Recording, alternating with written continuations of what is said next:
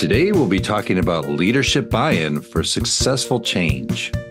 What's the one thing you can do to ensure your leaders are fully bought into any change before it's too late? Keep listening to find out. Welcome to Harmonious Workplaces, a podcast about corporate culture, organizational change management, and workplace behavior. Harmonious Workplaces was started by independent consultants Rich Cruz, Ben Kleinman, and Cheryl Volpe to explore, challenge, and build on various organizational culture and change management concepts. It's a blend of theory and practice based on their personal and professional experiences working with companies of all sizes across various industries. If you own a business, lead a team, want new ideas about the corporate environment, or just want to listen to a group of consultants talking about how to make work more enjoyable, we invite you to sit back, relax, and dive in with us to Harmonious Workplaces. Hello, Harmonious Workplace listeners. As always, I'm glad you're with us today. I'm Rich Cruz, joined by my colleagues Cheryl Volpe. Hi, everyone. Hi, Rich. Hey, and Ben Kleinman. Hi. Hey, Ben. Ben's fresh from New York. And I'm in the Chicago area, and Cheryl's in the Philly area. Is that right? That is correct. Right on. Okay, so, and today we're going to be talking about leadership buy-in for successful change. So one of the reasons why this came up for me, just for a little context, is in those instances where change is not going all that well, you know, you can really kind of narrow it down to, do you have leadership from above, buy-in from above, from the leadership?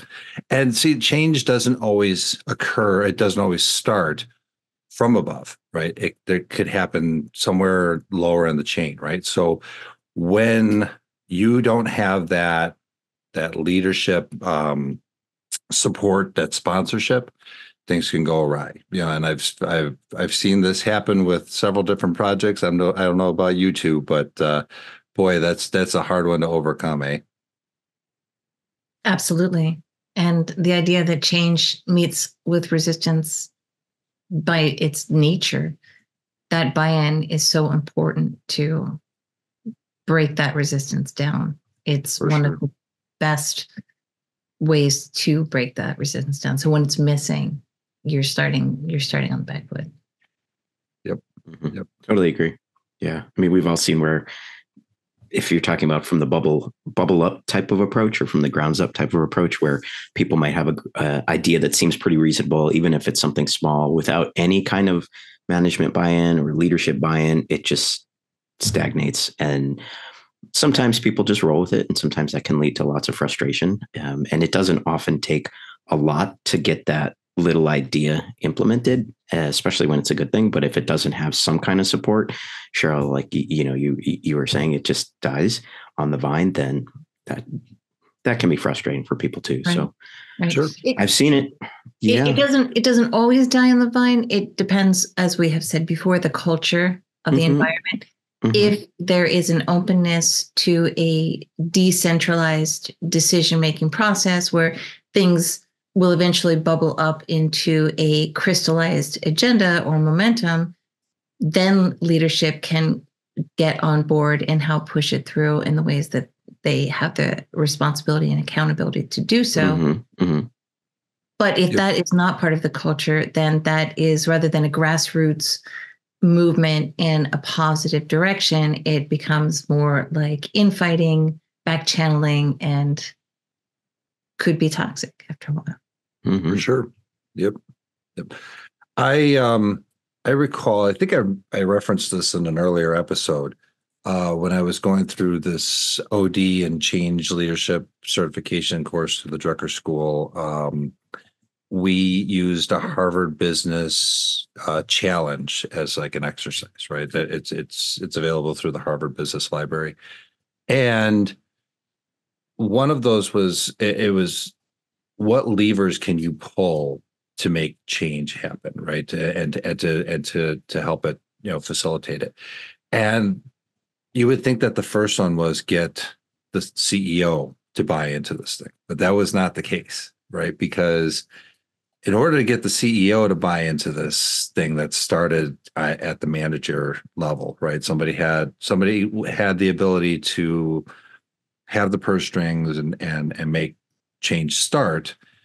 In order to get to the head honcho there, what you needed to do was have a plan, right? And so Ben's always talked about, you got to have this crystal clear, crisp vision, right? And that doesn't always come from, above.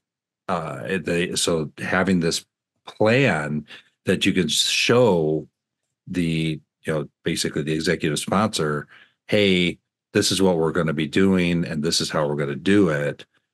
That gives them the confidence, right, to buy into this. I tried pulling that lever, let me see, like 4 times, and every time you do it, there's like some expensive time, right? And it would say, no, you kind of, this isn't the right time for it. So you like wasted 4 days or something like that in your process. And I think we had like 90 days to make this change happen. But it goes to show that like you could really be wasting somebody's time, wasting resources, if you don't get that support from above, but you don't get it at the right time and in the right manner. Right. And sometimes there are things that you just could not know about why it's not the right time. It may seem like it's the right time to you and your team.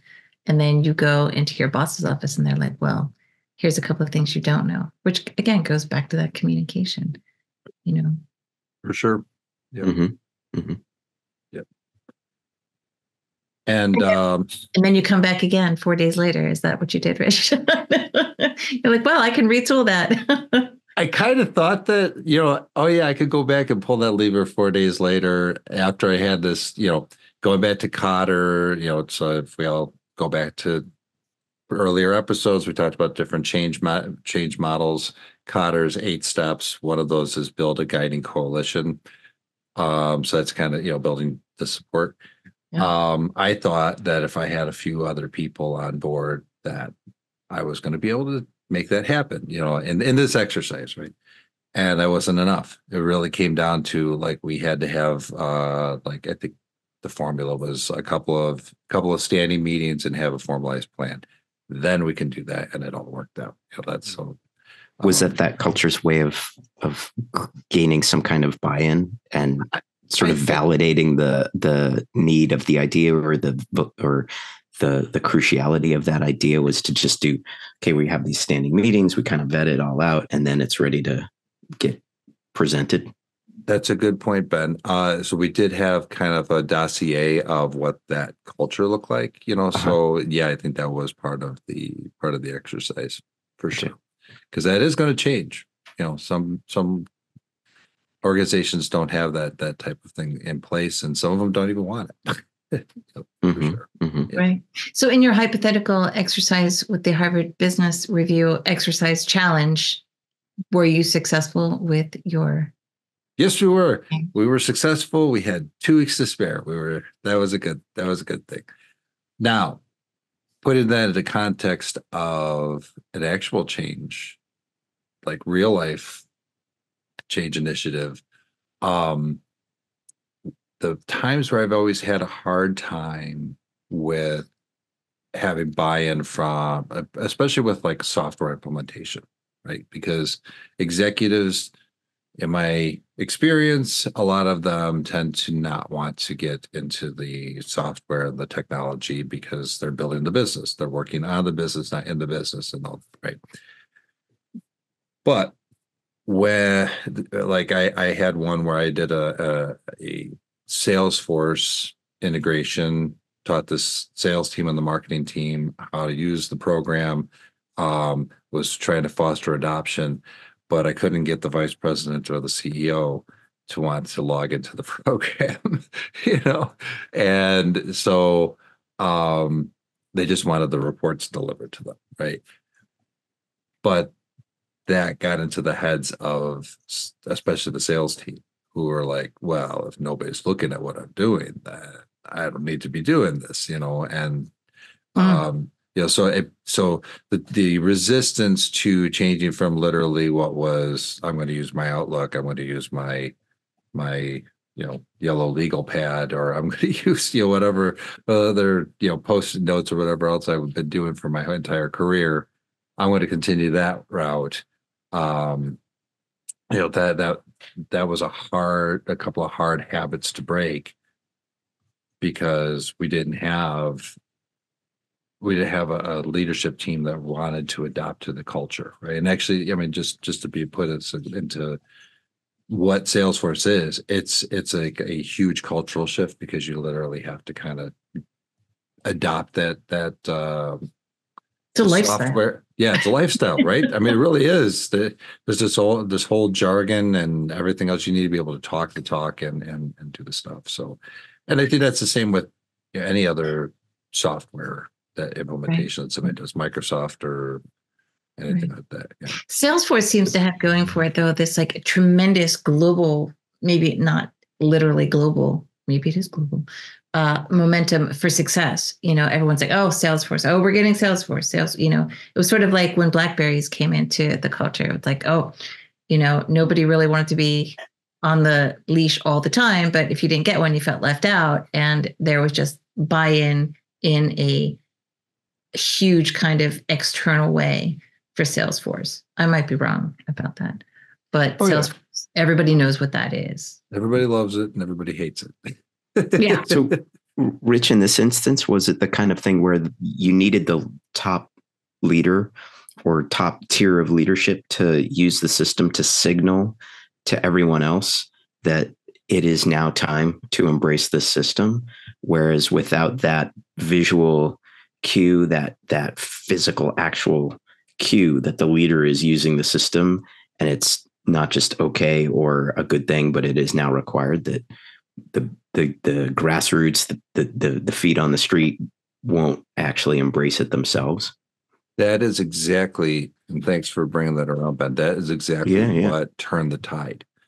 When the vice president, who admittedly said they weren't a techie, they didn't really fully understand it, didn't want to go through the online training and stuff like that, right? But when we changed that through some coaching, like I literally had to go in and have some separate coaching sessions on, here's how some of these administrative things work, here's how the reports work, here's how everybody's doing, right? When I was able to demonstrate all of that, they started to use it. And when that happened, and we're in sales meetings and we could talk the talk and everybody was on the same page and everybody knew what was happening. Yeah. You got the rest of the team using this, going, oh, hey, if you try it, what was really cool was you actually started having people help to troubleshoot other people's issues. Oh yeah. That's when people take ownership of it. Right. That was brilliant. Just pivotal. I thought that is exactly when the cultural shift happened. I remember that. I remember those meetings where, somebody would say, well, I tried to do this and it wasn't working. And then somebody else chimed in and said, oh, but if you do it this way, then, you're going to get the results that you wanted, and when that type of thing happened, other people chimed in, perked up, notes were starting to be taken. Other than that, you had these looks of disengagement, right? It's that moment of enculturation. Yeah, that's right. Had to get that word in. Enculturation. That word in. Can I just say that we are now approximately 14 minutes into our episode, and you have not slung any acronyms at us? I am so proud of you both. So I just want to say this is like a moment. You should embrace the moment. So, Rich, when people started, the morning is young. It's only 14 minutes, Ben. We got close with the Cotter model, but we got close. Yeah, I was like, Was it the kind of thing, Rich, when once people started embracing the change and taking ownership, like you were saying, they were advising each other on how to use the system or get the reports to display or share the info that they wanted?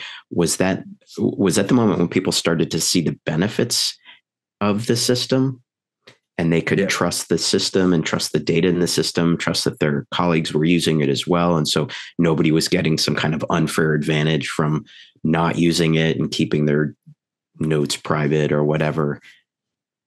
So there's a little bit of that social pressure that ends up Social happening pressure, social proof kind of stuff. Yeah, because you had people who were using the system, and then you had people who weren't really using it all that much. In group, out group. Right. And so we end up having this, the people who were using the system receiving more praise, reward, right? And frankly, their performance was better, right? They knew who they were calling, they could report on all that stuff, right? The other people, when we would have these meetings, they're like, well, I kind of remember who I talked to, but I don't really, and when they couldn't tell the stories of what was happening, they did not look as competent, frankly, Okay. and so the people using the system were showing better. They looked better to management. They looked more intelligent or more on top of their book of business. They looked like they knew what they were doing, and they looked like they were getting value out of the system. The system was helping them do their jobs more effectively, essentially. Right. And these were the ones who were actually closing deals, right? They were actually. So there was results too. There were results. And they were validating the decision to bring the new software into the environment, right? So it's like this closed system of mutual admiration at that point, right? And then the profit on top. That's when you really get that momentum going for sweeping change, right? That's a great situation. Because up until that point, you still had people lamenting, in that, we talked about Bridges' model, in that middle zone there. You still have people lamenting the old system, like, oh, this is what we used to be able to do in the old system, right? But when you could see that the new system actually does function, it actually works, and the people who are using it have benefit, and they're getting the rewards from it. There's a social effect, that ends up happening there, where they're like, okay, I need to get back on this. And so to that effect, I had a couple of people reach out to me for one-on-one coaching to be able to help them to get up to speed and, take their learning to the next level. So nice. Did you say take a number? Take a number. Now everybody wants to check. It can get to that point. I mean, oh, hey, can we schedule some time? And then I did want to say, booking calendar gets pretty full. Yeah, sure. You're coaching, right? I did want to say that you are both reminding me of another topic for another time, and it wouldn't be an episode without me bringing up psychological safety. When a leader signals this kind of buy-in, and not just to change, but differences, diversity, uniqueness.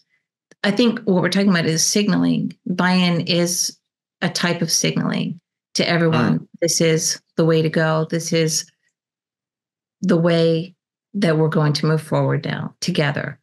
I just wanted to bring that up because there is buy-in is important in those ways too. And I know we've been talking primarily about software and change of that nature.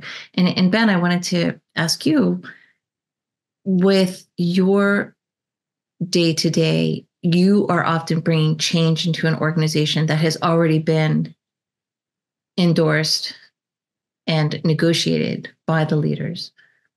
Do you have a similar pushback, or is that just a no?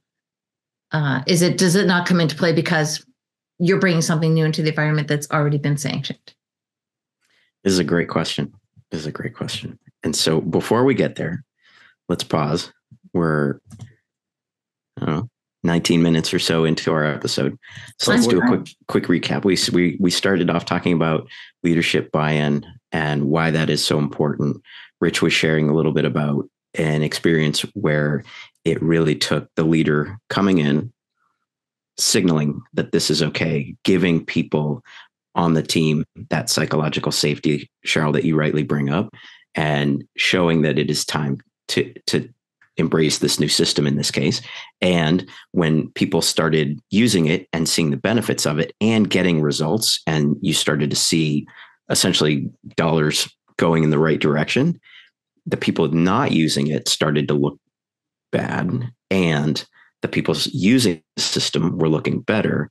And you had that moment of enculturation, but you also had that moment of financial benefit. And then that's where I think that tipping point came from those people on the fence switching to be from on the fence or laggards to becoming part of that group that's moving in the right direction. And so I think a lot of that hinged, it maybe the change didn't start with leadership in this case, but the hinge moment came from on high. And that was really when things took off. If I'm tracking, Rich, your example correctly. That's right. Yep. Okay.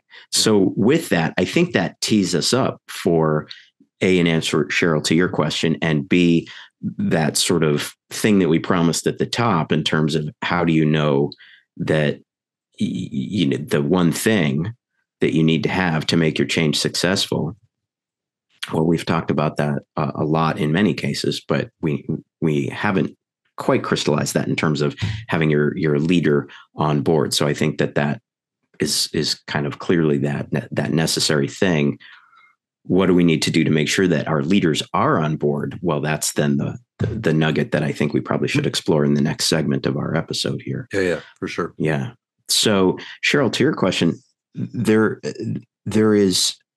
has never been a time that I can think of where, even though a change has been proposed or agreed at a fairly senior leadership level, that there hasn't been some kind of resistance or some kind of questioning or some kind of tacit or explicit dragging of feet. And there's always been not necessarily a spitefulness to it, but not necessarily always a good reason for it. So you always have people who say, well, I need to be able to do X, and that's how I get my job done. And the new system or the new process, I can't really do X, or it takes me 17 times longer to do X. Those are pretty valid things and worth discussing, because at the leadership level, that's rarely the level of detail that the leaders get into. So that's a valid thing. But at the same time, you have so much of that kind of stuff. And then you have people who are just resistant and reluctant to change. They're sort of dragging a bit. I've never seen it happen where there's not some of that, whether it's good reasons for change or just dragging of feet change. It I think comes down to leaders see things at such a different altitude that often they see where they want the company to be. They have a vision of where they want to go. They see something that needs to change at a very holistic level, but they're not in the details enough or frequently enough to understand why that might be challenging for people in the day-to-day.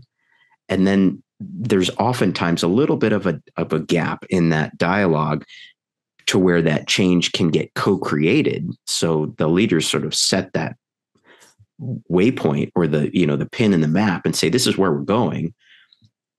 And there's not often been enough of that. Let's figure out how to get there together, or giving people the psychological safety or the room to say, you can figure out how you get yourself there. But if you're not there by a certain date, that's when the cruise ship leaves. So right. Sure. Captain ain't holding the boat kind of thing. So that's been my experience so far. Well, thank you for that. So you have experienced, even in the most ideal of situations, there's going to be that spectrum of resistance. Mm-hmm. Mm-hmm. There's going to be some element in there. There's always some element, and the better situations plan for that and account for that and have that thoughtful sense of how do we co-create bring these people along from the beginning. They have that, like you say, that communication culture. They have that psychological safety. They have that mentality of saying, look, we know this is not easy. We know it's going to be hard. We know there's going to be some bumpiness. We don't know all the bumpies that are coming, but we do know that it's not going to be swimmingly perfect. Mm-hmm. And we know this is where we have to go because of X, Y, and Z. We know that you can do it. We trust you. And we want you to help us figure out how to get there. So let's all do this together. Because if we don't, we're going to fail in X, Y, or Z way. We're going to lose customers. We're going to let down our patients, whatever that looks like.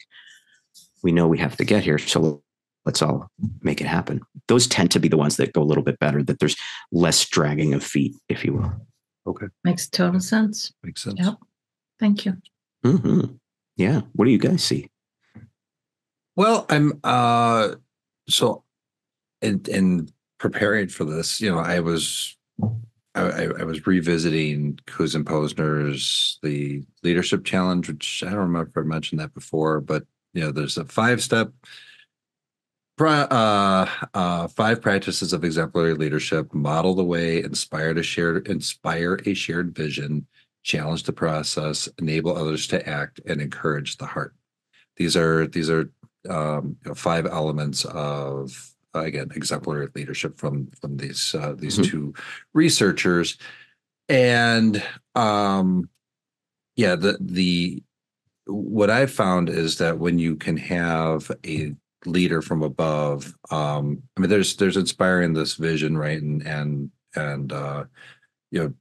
telling everybody, like you said, like, we need to be done by this time, and we need to all get on board, and being a transformational leader on that.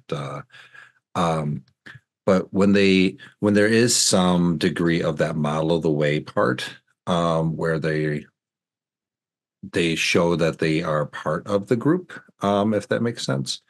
I found that even if it's at a somewhat superficial level, right? But you know that they're at least engaged in the process in some way, right? For some part of the day, at least.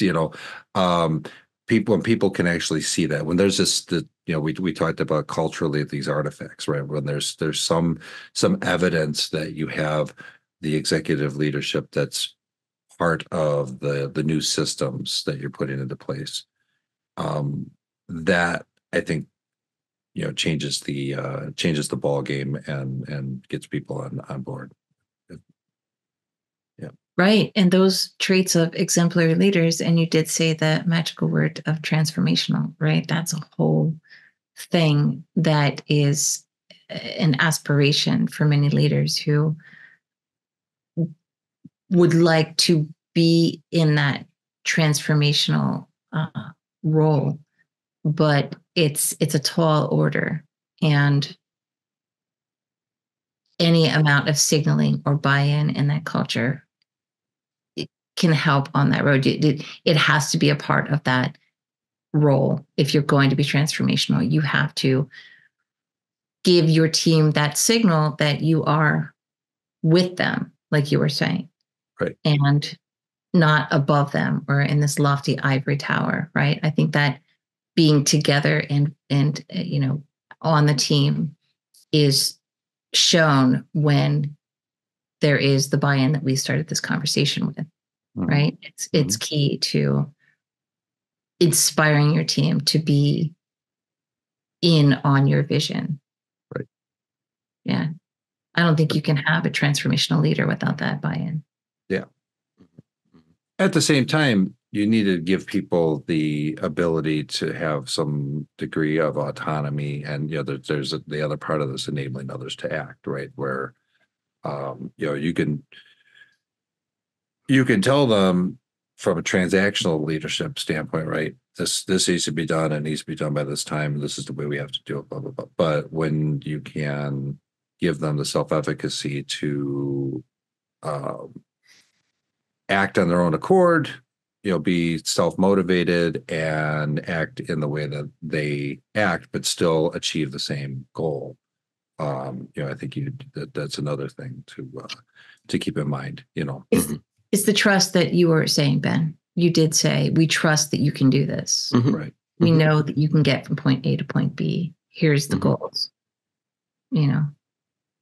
Make it your own.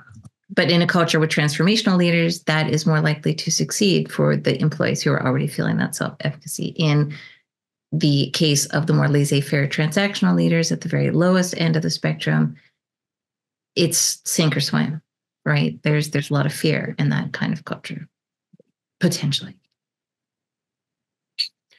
So I'm curious, as we start to summarize some of these things, what is that one thing that you've seen where you have that leaders in your change are fully bought in? What can you do to make sure that those leaders are fully bought in?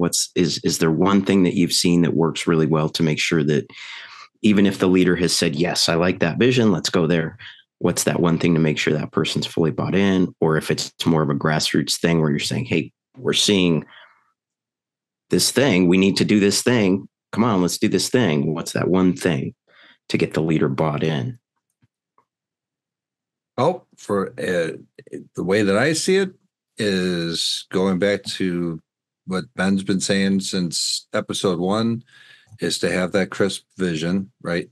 But the other thing that I mentioned earlier in the program was to have a plan that it's almost like they have these STAR stories. You ever hear of STAR? Situation, task, action, results, right? And they tell you to do this when There's you're my acronym. There's your. It only took, 40 minutes? 40 minutes.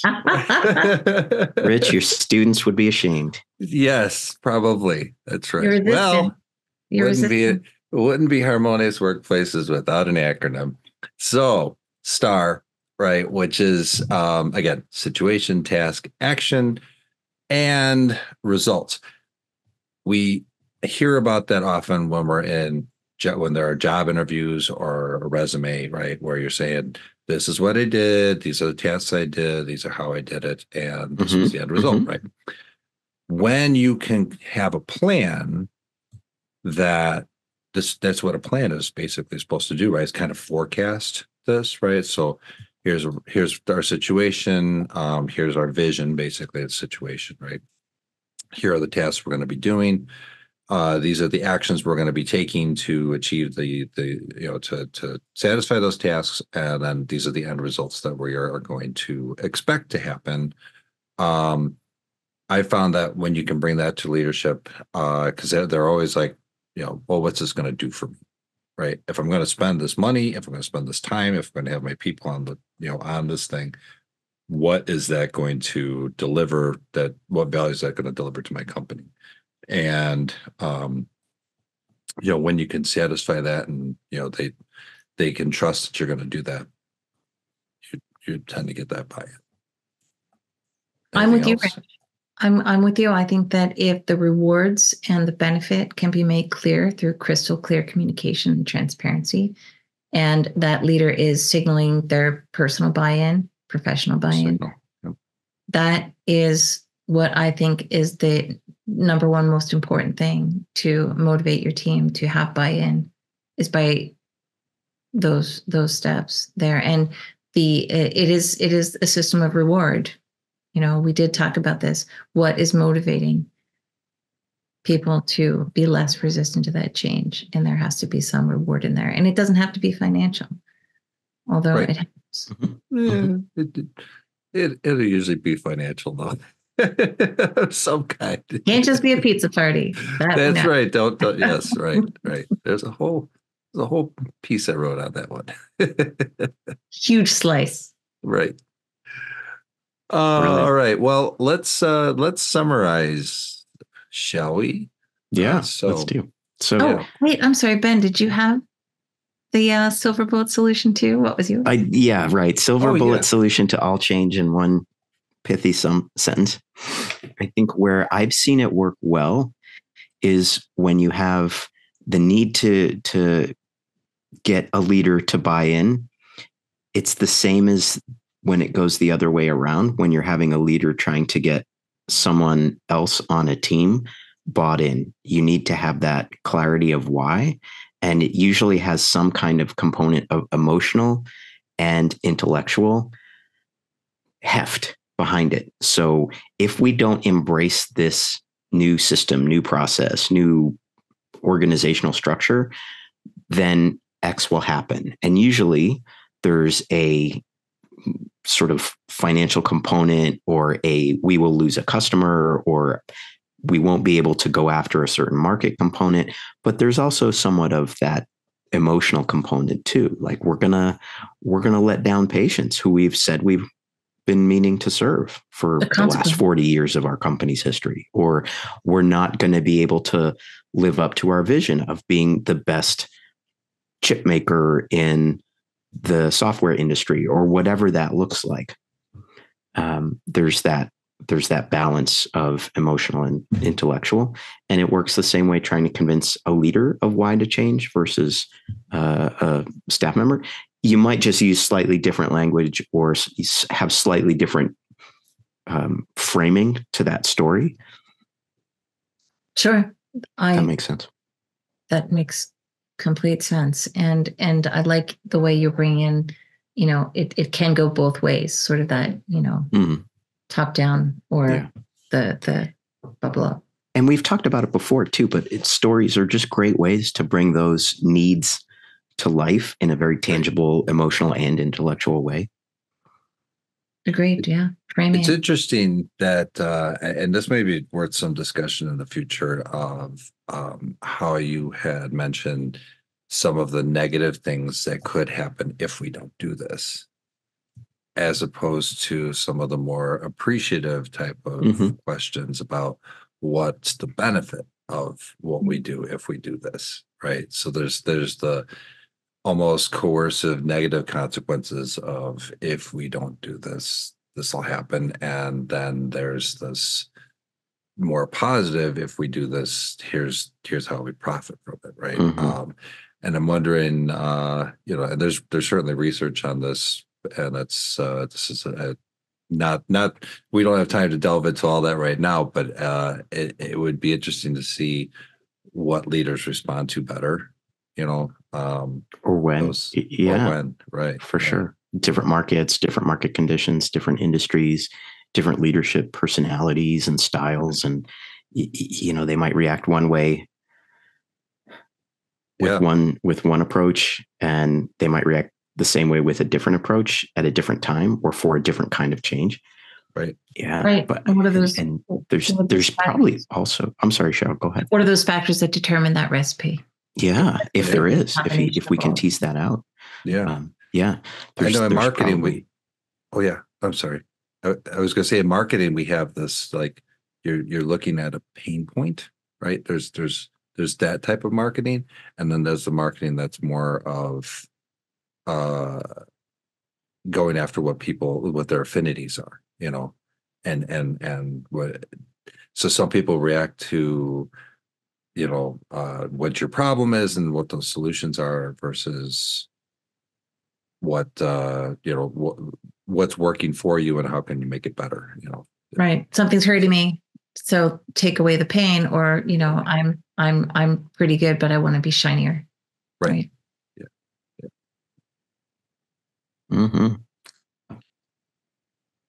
Anyway, so we had a moment of silence there. So, but let's do a quick summary, and then we'll wrap up. So what will we say now, Ben? What do you think that number one thing, given everything that we just talked about for the last couple of minutes? Yeah, I'm putting it on you, man. Yeah.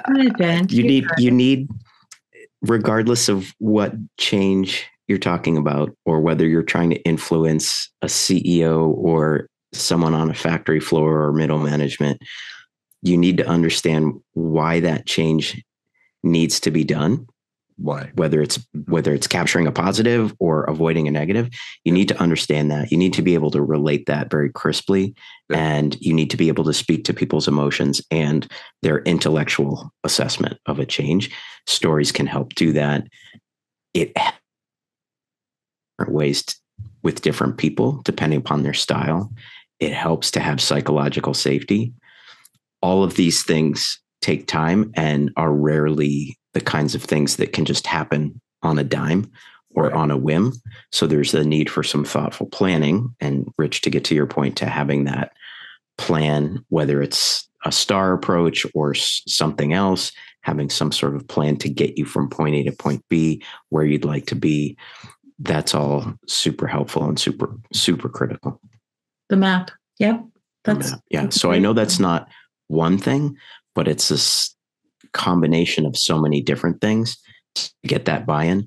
The benefit of getting leadership buy-in is that can serve as a forcing function or as a tipping point for the rest of your organization or outside of the organization, for culture at large, for other stakeholders, to see that this change is a positive, to see that this change is really going to happen. It is not just like something we talk about but bury under the rug in 6 months, and to see that this change will have positive benefits for the organization and for the external stakeholder group at large. The CEO or that top tier can make that come to life in a way that most people throughout the lower ranks don't have that ability. They're just, they don't have the visibility. They don't have the voice. They can't amplify it in the same way. When that top tier, the board, the C-suite, whatever, they can make that switch happen so much faster. Right, because the spectrum of resistance is always going to be there. And if you don't have that buy-in, that resistance can only grow, and things will die on the vine. And there will be a wasted time and effort and money. Or they just might take 4 days to circle back, and then you have to come back with your plan in 4 days or 4 days or 4 days. And you wind up losing a lot of time, and inertia builds up. Right. And what Cheryl said earlier about signaling, like that when the change of heart happens, or I shouldn't even say change of heart, but like when you have a leader that fully buys into this and says, yes, we're going to do this, and they can model the way, empower people, and encourage everybody. It's, again, Hakusa and posers, like, encourage the heart, right? When they can do that, it sends that signal to everybody that, hey, this is a very real thing we're doing right now, and we're all in this. Like, this is really happening. Walking the walk. Walking the walk. Yeah. So very good. All right. Good stuff today. Good stuff today. Yep. Well, thanks everybody for tuning in to Harmonious Workplaces. Again, you can find us on all your favorite streaming platforms. We're on Podbean and YouTube and Apple and all the other places that you can, Spotify and all that. So please find us, like us, let us know what you think. And thank you very much for joining us today. Thanks, everybody. Thanks very much. Thank you, guys. Always goes too fast. Always goes too fast. All right. Thanks a million. All right. See you. Cheers.